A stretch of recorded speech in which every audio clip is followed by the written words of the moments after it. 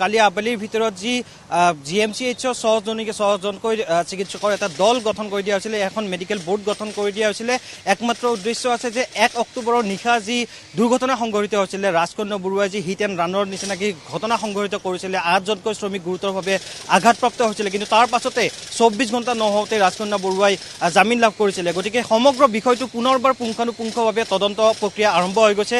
আৰু এই মুহূৰ্তত যিহেতু GNRC হাস্পতালত ৰাজকন্যা বৰুৱা ICUত চিকিৎসাধীন হৈছে, তেওঁ মুখমণ্ডলত আৰু তেওঁৰ সন্মুখভাগত কপালৰ সন্মুখভাগত তেওঁ আঘাতপ্ৰাপ্ত হোৱাৰ বুলি ইতিমধ্যে স্পষ্টীকৰণ দিছিলে। আৰু তাৰ পৰিপ্ৰেক্ষিততে তেওঁ GNRCত চিকিৎসাধীন হৈ আছে বিগত 48 ঘণ্টা ধৰি। কিন্তু তেওঁৰ এই গুৰুতৰ হৈছে নে নাই, তেওঁৰ যি অসুস্থতা, তেওঁ যি ICUত ভৰ্তি হৈ আছে, তেওঁৰ অসুস্থতা কিমান গুৰুতৰ বা তেওঁ ICUত এডমিট হৈ থাকিবলগীয়া অৱস্থাত আছেনে নাই, এই সমগ্ৰ পৰীক্ষা কৰি চাবৰ বাবে ইতিমধ্যে চৰকাৰৰ নিৰ্দেশ মৰ্মে GMCH কৰ্তৃপক্ষৰ 6গৰাকীকৈ চিকিৎসকৰ এটি মেডিকেল টিম গঠন কৰি দিয়া হৈছে। আৰু এই মেডিকেল টিমে আজি দিনৰ প্ৰায় 10:30 পৰা 11 বজাৰ ভিতৰত GNRC হাস্পতালত উপস্থিত হ'ব। আৰু যিহেতু ৰাজকন্যা বৰুৱা GNRC হাস্পতালৰ ICUত ভৰ্তি হৈছে, তেওঁৰ স্বাস্থ্যৰ সম্বন্ধে তেওঁলোকে যিসমূহ তথ্য আছে GNRC কৰ্তৃপক্ষৰ পৰা যুগুত কৰিব। ইতিমধ্যেই যি 2017 আৰু 2018 চনতো যি দুৰ্ঘটনা সংঘটিত কৰিছিলে, অনুৰূপ দুৰ্ঘটনা সংঘটিত কৰাৰ পিছতো জামিন লাভ কৰাৰ পিছতে পুনৰবাৰ তৃতীয়বাৰৰ বাবে এটা ভয়ংকৰ দুৰ্ঘটনা সংঘটিত কৰিছিলে ৰাজকন্যা বৰুৱাই। আৰু ৰাজকন্যা বৰুৱাৰ যি 1 অক্টোবৰৰ নিশা প্ৰায় 1 বজাৰ ভিতৰত যি দুৰ্ঘটনা সংঘটিত কৰিছিলে, 8জনকৈ শ্ৰমিক গুৰুতৰভাৱে আঘাতপ্ৰাপ্ত হৈছিলে। তেওঁলোক এতিয়াও চিকিৎসাধীন অৱস্থাত আছে। এজন শ্ৰমিকৰ 2খন ভৰি ছিঙি গৈছিলে দুৰ্ঘটনাৰ সময়ছোৱাত। কিন্তু তাৰ পিছতে অতি ৰহস্যজনকভাৱে ৰাজকন্যা বৰুৱাই জামিন লাভ কৰিছিলে। অতি গুৰুতৰ অক্ষমনীয় অপৰাধ কৰাৰ পিছতো তেওঁ জামিন লাভ কৰিছিলে। আৰু তাৰ পাছতে সমগ্ৰ বিষয়ে যেতিয়া তোলপাৰ লগাইছিলে ছ'চিয়েল মাধ্যমত, তাৰ পিছতে পুনৰবাৰ সক্ৰিয় হৈ পৰিছে মুখ্যমন্ত্ৰী ডক্টৰ হিমন্ত বিশ্ব শৰ্মা ডাঙৰীয়াৰ। প্ৰত্যক্ষভাৱে তেওঁ মত পোষণ কৰিছিলে যে সমগ্ৰ ব্যৱস্থাপনাৰ অহা 48 ঘণ্টাৰ ভিতৰতে নতুন ৰূপ ল'ব বুলি কৈছিলে। আৰু সেই মৰ্মে ইতিমধ্যে দিছপুৰ আৰক্ষী থানাৰ যিকেইগৰাকী বিষয়া আছিলে, 1 অক্টোবৰৰ নিশা যোনে অভিযোগনামা দাখিল কৰিছিলে, যোনে FIR দাখিল কৰিছিলে, যোন বিষয়া আছিল তেওঁলোকক ইতিমধ্যে নিলম্বন কৰা হৈছে। আৰু তেওঁলোকৰ পৰিৱৰ্তে এগৰাকী নতুন তদন্তকাৰী বিষয়াক দায়িত্ব দিয়া হৈছে, যোগানন্দ বড়ো।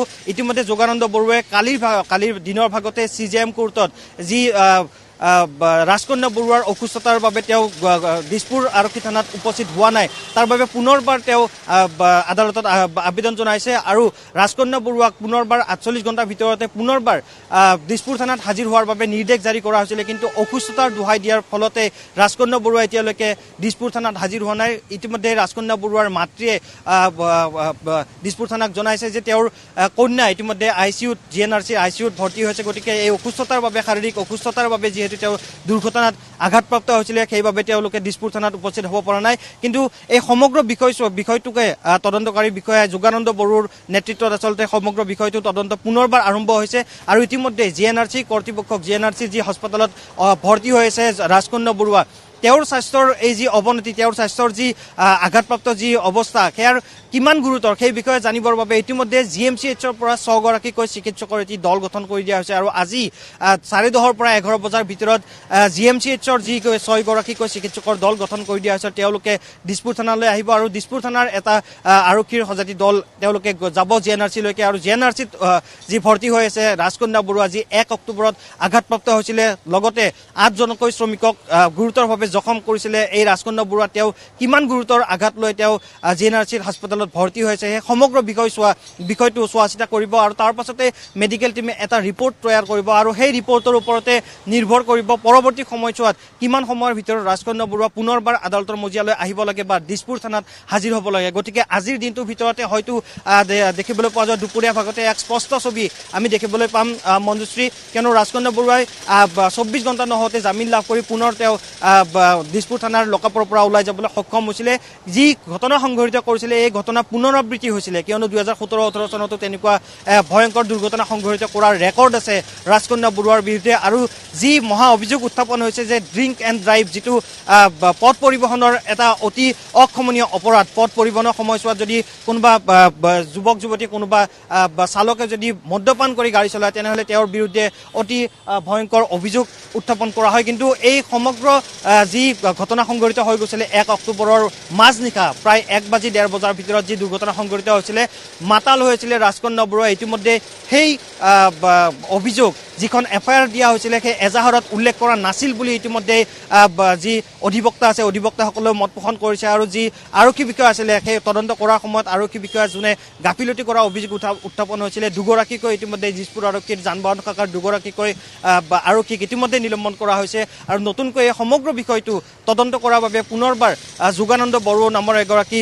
বিষয়াক এই তদন্ত কৰাৰ বাবে সমগ্ৰ দায়িত্ব অৰ্পণ কৰা হৈছে গতিকে সমগ্ৰ বিষয়টোৱে এক নতুন মূৰ লৈছে ডক্টৰ হিমন্ত বিশ্ব শৰ্মা ডাঙৰীয়াই মত পোষণ কৰিছিল 48 ঘণ্টা পূৰ্বে যে অতি কম সময়ৰ ভিতৰতে এই সমগ্ৰ ব্যৱস্থাপনাটো নতুনকৈ চোৱা চিতা কৰা হ'ব আৰু যদিহে আৰক্ষীয়ে কোনোবাই ৰক্ষণাবেক্ষণ দিয়াৰ চেষ্টা কৰিছে তেনেহ'লে আৰক্ষীও বিপদত পৰিব বুলি কোৱা হৈছিলে আৰু তাৎক্ষণিকভাৱে আমি দেখিবলৈ পাইছিলোঁ তাৰ তৎমুহূৰ্ততে দুগৰাকীকৈ যান বাহন শাখাৰ বিষয়াক আৰক্ষী বিষয়াক নিলম্বন কৰা হৈছিলে আৰু তাৰ পাছতে সমগ্ৰ বিষয়টোৱে এক নতুন মূল লৈছিলে আৰু যিহেতু সমগ্ৰ ৰাজ্যজুৰি এক চাঞ্চল্যৰ সৃষ্টি কৰিছিলে যে 8 গৰাকীকৈ শ্ৰমিকক জখম কৰা হৈছিলে 8 গৰাকীকৈ শ্ৰমিক আঘাতপ্ৰাপ্ত হৈছিলে তাৰ এগৰাকী শ্ৰমিকে দুইখন ভৰি হেৰুৱাব লগা হৈছিলে নিশা 1 বজাত যি কাৰফিউ চলি আছিল সেই সময়ছোৱাত সমগ্ৰ নীতি নিয়ম বহিৰ্ভূতভাৱে সমগ্ৰ নীতি নিয়মৰ বাহিৰত গৈ ৰাজকন্যা বৰুৱাই দুৰ্ঘটনা সংঘটিত কৰিছিলে মদ্যপানৰ পৰা আৰম্ভ কৰি অভাৰ স্পীডিং তাৰ লগতে কাৰফিউ সময়ছোৱাত অলাগতিয়ালভাৱে কোনো জৰুৰী সেৱাত জড়িত নোহোৱাৰ পিছতো তেওঁ পথেৰে নিজৰ বাহন চলাই গৈছিলে তাৰ লগতে মদ্যপান কৰি তেওঁ গাড়ী চলাইছিলে গতিকে সমগ্ৰ বিষয়